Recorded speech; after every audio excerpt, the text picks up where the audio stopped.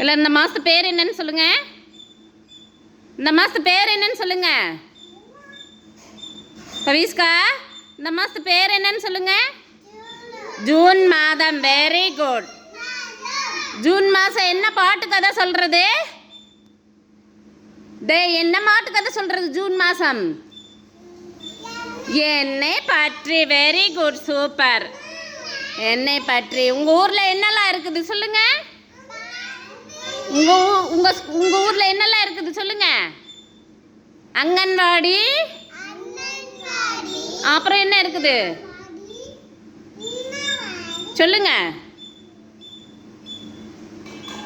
என்னெல்லாம் இருக்குது பவிஸ்கா? உங்கள் ஊரில் என்னெல்லாம் இருக்குது சொல்லுங்க.